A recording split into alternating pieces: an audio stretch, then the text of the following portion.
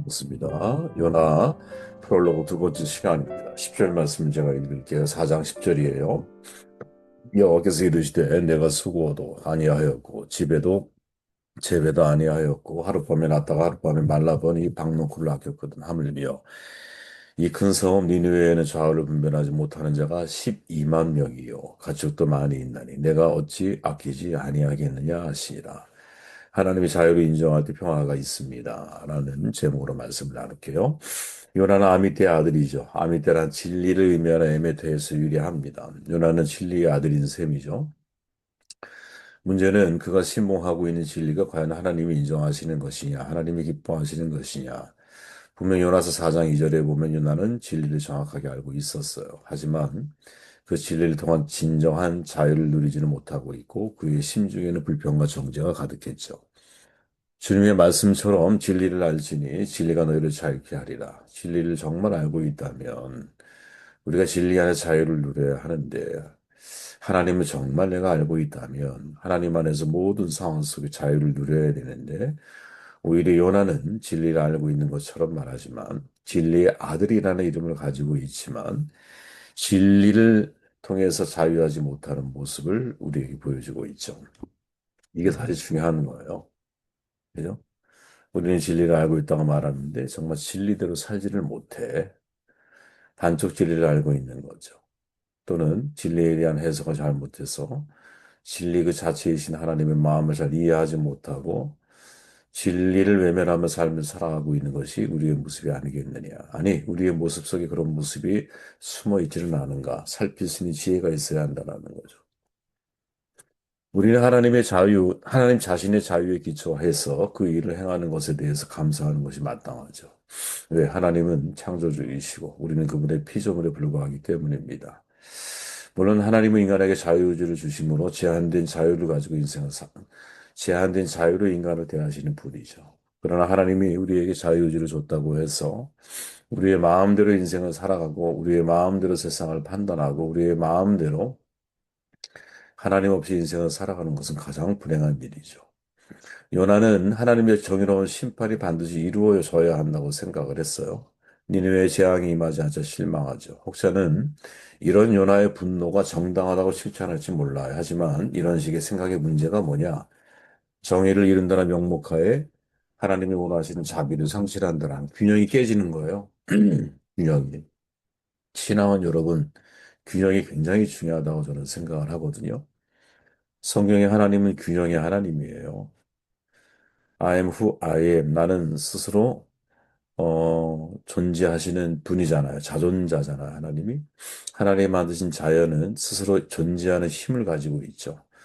근데 스스로 존재하는 힘에 내면을 파고들어가 보면 그 속에는 엄청나게 정교한 균형이 이루어져 있잖아요. 공기와 물, 동물과 식물, 낮과 밤, 이 모든 것들이 균형을 이루어 갈 때 이 자연은 정말 자연스럽게 스스로 존재하는 힘이 있는 거거든요.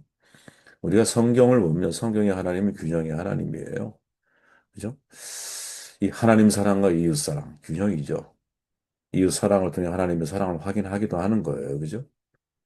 믿음과 행함, 균형이죠, 여러분. 구약과 신약, 균형이죠. 언약과 성취, 균형이잖아요. 아는 것과 행하는 것, 균형이잖아요.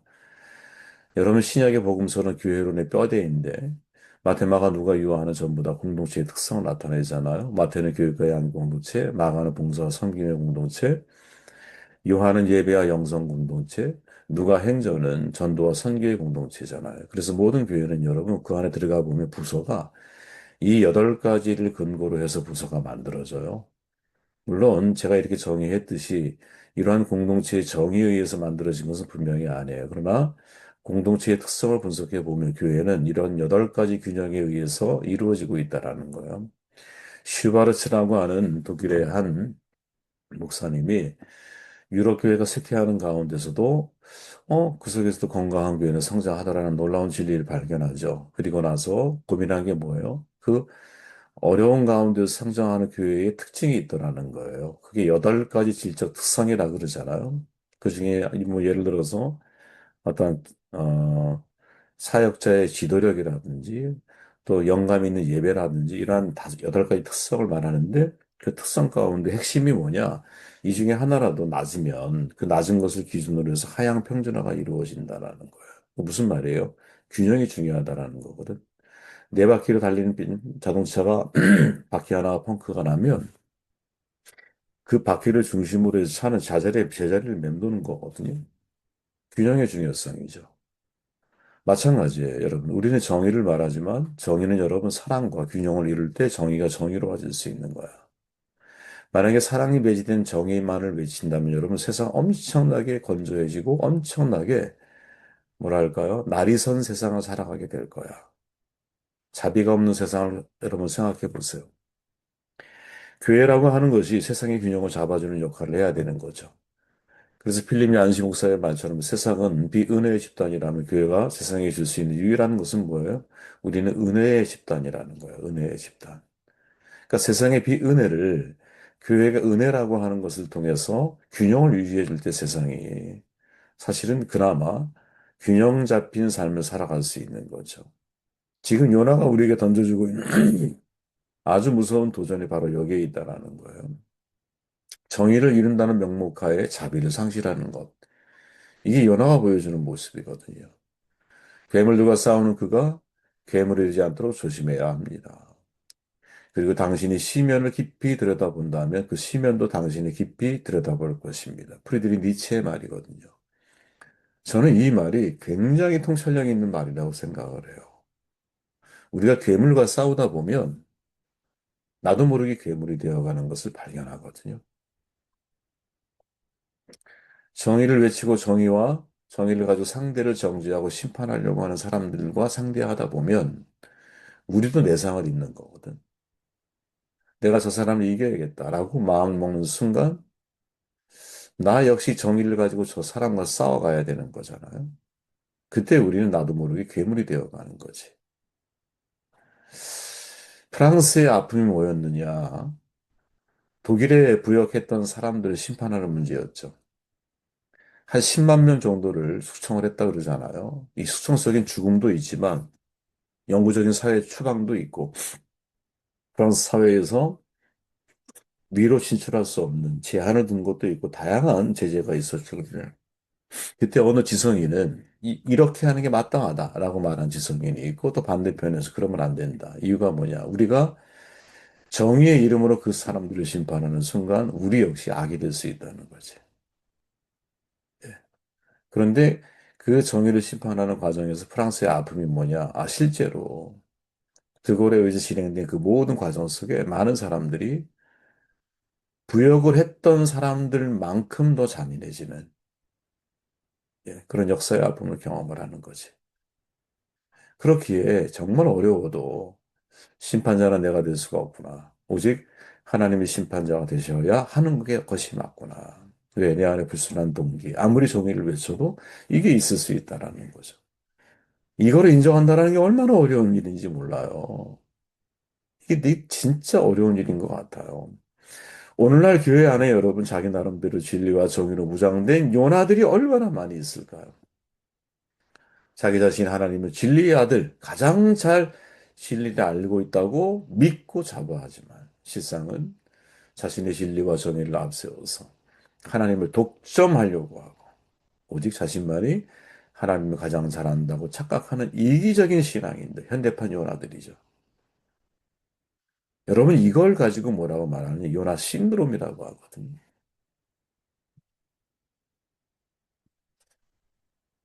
최근에 한 7개월 동안 제가 겪었던 그 과정들을 한마디로 정의하자면 요나 신드롬이 아니겠느냐. 요나 신드롬. 이들에게는 포용보다 배제가 자연스러워요. 더하기보다 빼기를 좋아해. 이해보다 정죄가 앞서. 자신의 눈에 있는 들보를 보지 못하고 남의 티만 확대해서 봐. 마태복음 20장 비유에 보면 여러분 이른 아침부터 오후 늦게까지 하루 종일 포도원에서 일하는 사람들에 대한 이야기가 있잖아요.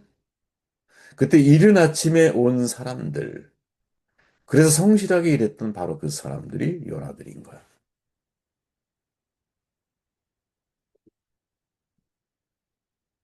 그들은 일과 시간 막바지에 고용된 사람들이 자신들과 동일한 임금을 받는 그 순간 참지 못하죠. 불평을 드러나요. 세상의 경제 논리로 놓고 보면 전혀 이해가 안 가는 거지.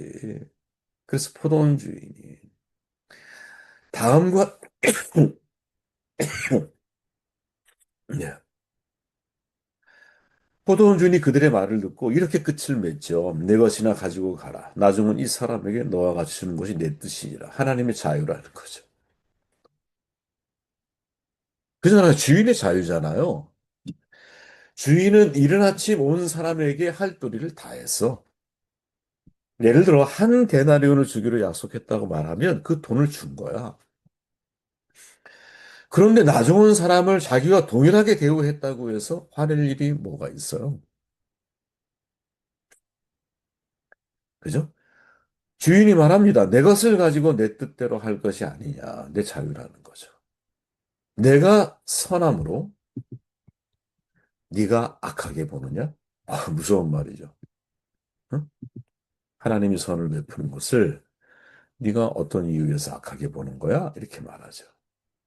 하나님 나라의 경제학은 근본적으로 하나님의 선과 자비하심에 기초해요. 그래서 기계적인 공정함보다 상호 효율적인 공정함을 내세워요. 저는 여러분, 교단 총회는 세상의 이익단체가 아니잖아요. 세상의 단체는 기계적인 공정함을 내세워요. 상대가 일한 만큼 주려고 해요. 때로는 일한 만큼도 안 주죠.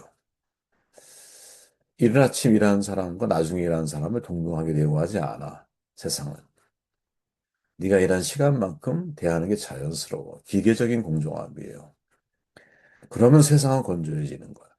사실은 삶을 피폐해지는 거야. 그러면 여러분 능력 있고 뛰어난 사람은 그리고 시간에 대한 관리 능력이 있는 사람은 재능이 있는 사람은 그래도 잘 먹고 살 수 있어. 아니죠. 잘 먹는다기보다는 자기가 일한 대가만큼 받아. 그러면 상대적으로 장애인들, 힘이 없고 무력한 사람들, 무능력한 사람들은 평생 정말 가난을 면키가 어려운 거지.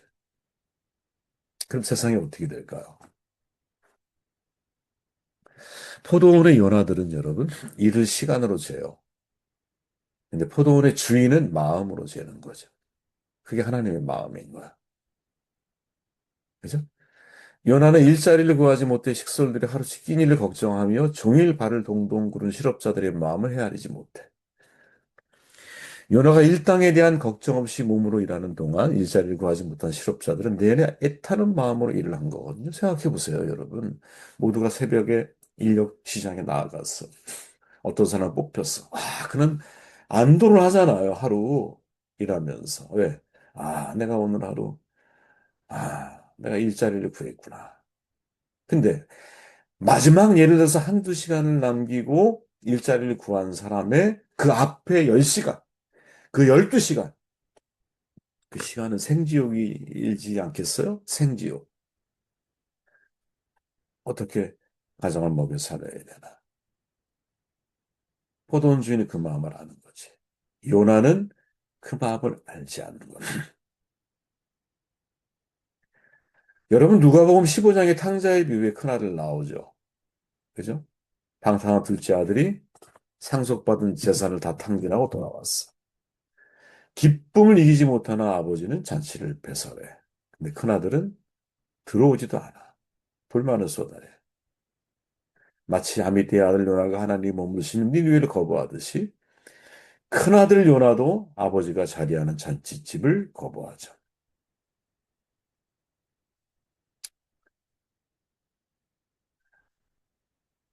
교회 안에 이런 사람이 많다. 교회 안에. 교회 안에 요나의 신드롬을 가지고 있는 사람들이 많아. 이 요나 신드롬에 빠지게 되는 중요한 이유가 뭘까? 하나님의 자유를 인정하지 못하는 거죠. 포도원 주인의 바로 그 말 속에 너와 같이 주는 것이 내 뜻이니라. 내가 너를 사랑하듯이 니네도 사랑하는 게 내 뜻이야. 내 것을 가지고 내 뜻대로 할 것이 아니냐. 내가 선함으로 네가 악하다고 말할 수 있느냐? 이 말 속에서 하나님의 마음을 캐치해야 돼요. 그게 뭘까?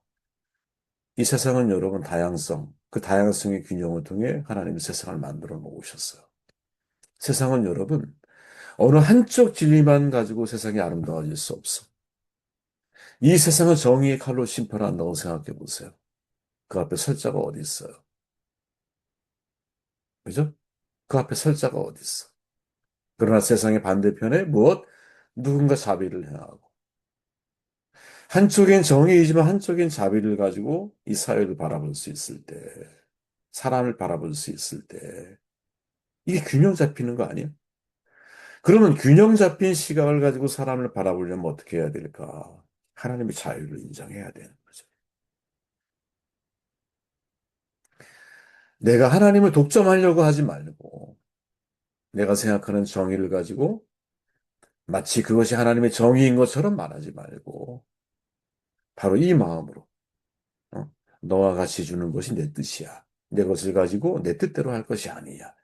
이 마음을 우리가 이해하고 깨닫게 될 때, 진짜 그 속에서 평화를 만들어가는 사람이 되는 것이 아니겠느냐. 그죠? 주님이 세상에 평안을 만들어가는 것처럼. 평안은 명사가 아니에요. 동사, 즉 내가 화평케 하는 자는 복이 있나니 화평케 하는 것을 만들어 가야 되는 거죠.